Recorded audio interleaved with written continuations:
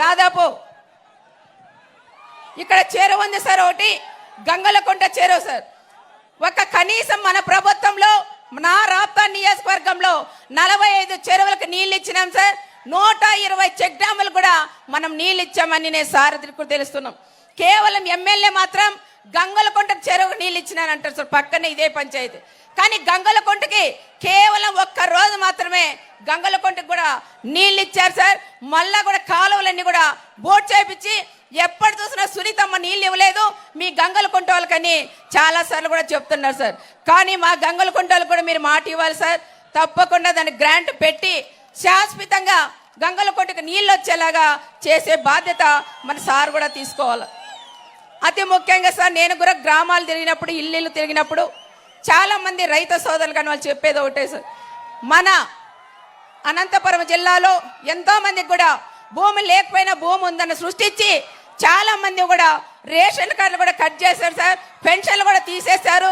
మన ప్రభుత్వం మొత్తం తిరిగి మళ్ళీ వాళ్ళకి ఇవ్వాలని ప్రత్యేకంగా కూడా చెప్తున్నాం సార్. మహిళా డైరీ అని పెట్టారు. మహిళా డైరీ తర్వాత ఒక్కొక్క మహిళతో ఈ ప్రభుత్వం వచ్చినాక 10,000 ఎమ్మెల్యే వాళ్ళు కూడా వసూలు చేశారు. దాదాపు 10 కోట్ల రూపాయలు మహిళలు డబ్బులు తీసుకొని 4 సంవత్సరాల తర్వాత మేమంతా కూడా డిమాండ్ చేస్తే ఆ డబ్బులు ఎన్నికిచ్చారు, కొంతమందికి ఇచ్చారు.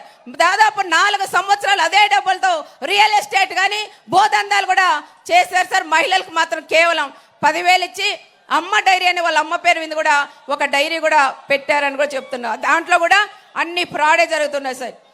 తర్వాత సార్ చెన్నై కొత్తపల్లి మండలంలో హార్టికల్చర్ హబ్ కూడా లేదు సార్, అక్కడ సోలార్ హబ్ కూడా కావాలని మా వాళ్ళందరూ కోరుతున్నారు సార్.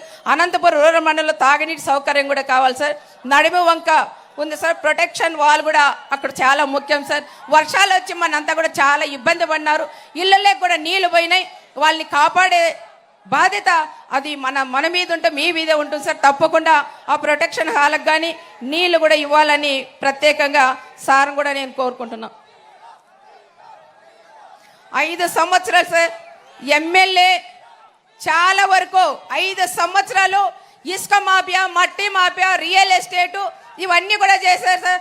ఇంతకుముందు ఆయన ఎమ్మెల్యే కాకముందు ఫస్ట్ నిలవన్నప్పుడు నా బనీనంతా బొక్కలే ఉన్నాయి, నేను ఇల్లు అమ్ముకున్నాను, ఈసారి నన్ను గెలిపికపోతే నాకు పూలహారం వేయాలని చెప్పిన నాయకుడు ఒక తోపు బ్రదర్స్ అని నేను సార్ కూడా చెప్తున్నా. మరి ఈరోజు బొక్కలు పడిన బనీన్ ఎక్కడుంది, నీకు బొక్క 6 బొక్కలు ఉన్నాయి. ఈ రోజు అన్ని కూడా హౌసింగ్ కూడా బొక్కలు పెట్టి దోసుకునే నాయకుడు ఒక తోపు బ్రదర్స్ అని కూడా మనం చెప్పవచ్చు. కనీసం వాళ్ళ కోసం వాళ్ళ కులం సంబంధించిన లీడర్లు వాళ్ళ చందాలు వేసుకొని కూడా వాళ్ళని గెలిపించారు. గెలిచిన తర్వాత ఎస్సీలు కానీ, ఎస్టీలు కానీ, మైనార్టీలు కానీ, ఓసీలు కానీ గెలిపించిన తర్వాత కనీసం వాళ్ళ గేట్ దగ్గర కూడా గేట్ తగలే కూడా లేకుండా చేసిన వ్యక్తి ఒక ప్రకాష్ రెడ్డి అని కూడా నేను తెలియజేస్తున్నాను సార్. ఈ ఎన్నికల ఎమ్మెల్యే అహంకారం, ప్రజల మధ్య జరుగుతున్న యుద్ధం, మన రాష్ట్రాల్లో జరుగుతున్న యుద్ధం, మనమందరం కలిసి ఎమ్మెల్యేలు అయితే తప్పకుండా మన అన్న చంద్రబాబు నాయుడు గారు సీఎం అవడం ఖాయమని ప్రత్యేకంగా కూడా చెప్తున్నాం. ఓట్ అనేది ఆయుధంతో అవినీతిని ఎమ్మెల్యేకి కూడా బుద్ధి చెప్పాలని ప్రత్యేకంగా ప్రజలను కోరుకుంటున్నాం. రాప్తాడ్ ప్రజలు సిద్ధంగా ఉన్నారు సార్. ఎప్పుడు ఎలక్షన్లు వస్తాయా, ఎప్పుడు ఎలక్షన్లు వస్తే ఓటేసి చంద్రబాబు నాయుడు గారిని సీఎంగా చూడాలనేది ఎంతో మంది కూడా మా నియోజకవర్గంలో కూడా ఆశ ఉంది సార్. చాలా ఇబ్బందులు పడిన మా నియోజకవర్గం, చాలా కష్టాల్లో కూడా ఉన్నాం. చాలా మంది పేదవాళ్ళు ఉన్నారు సార్. నీళ్ళు ఆ రోజు ఇచ్చారు కట్టి ప్రాంతం అంతా కూడా అప్పుడు సస్యశ్యామలైంది. 5 సంవత్సరాల్లో ఇబ్బంది పడుతున్నారు. రైతులకు కూడా మన ప్రభుత్వం వస్తే ఇన్పుట్ సబ్సిడీ, ఇన్సూరెన్స్ లాంటివి కూడా రైతు సోదరులకు ఇచ్చి కూడా ఆడుకోవాలని ప్రత్యేకంగా మన అన్న చంద్రబాబు నాయుడు గారిని కూడా కోరుకుంటూ మేము ఏవైతే చెప్పామో ఇంతకుముందు చాలా వరకు సార్ మరి కుప్పమన్న చేసేయాలి. కానీ నాకు మాత్రం మీ ఆడబిడ్డగా నన్ను నమ్మి మా కుటుంబాన్ని కూడా నమ్మి సార్ మీరు కూడా ఏం అడిగితే కూడా అది ఇచ్చి శాంక్షన్ చేసిన దేవుడు మన అన్న చంద్రబాబు నాయుడు గారని కూడా చెప్తున్నాం.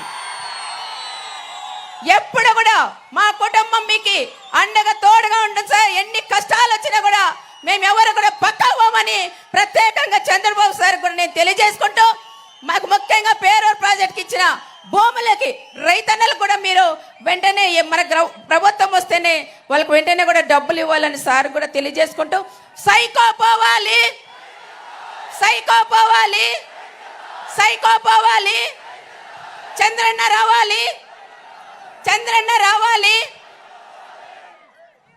యువత కూడా బాగున్నారు సార్. దాదాపు 32,000 ఓట్లు వాళ్ళు వైఎస్ఆర్ వాళ్ళు ఎక్కించుకున్నారు సార్. అవన్నీ కూడా ఇప్పుడు తీసేపించాను, దొంగ ఓట్లు కానీ ఇవన్నీ మళ్ళీ 30,000 ఓట్లు కూడా ఎక్కించాను. ఘనతలు మా క్లస్టర్లు, కన్వీనర్లు, యూనిట్ ఇన్ఛార్జ్లు, బూత్ కన్వీనర్లు, లీడర్లు అందరూ బాగా కష్టపడి పనిచేస్తారు సార్. ఇక్కడికి వచ్చేసిన మీకు అందరికీ కూడా పేరు పేరున నమస్కారాలు కూడా తెలియజేసుకుంటూ సెలవు తీసుకుంటాం.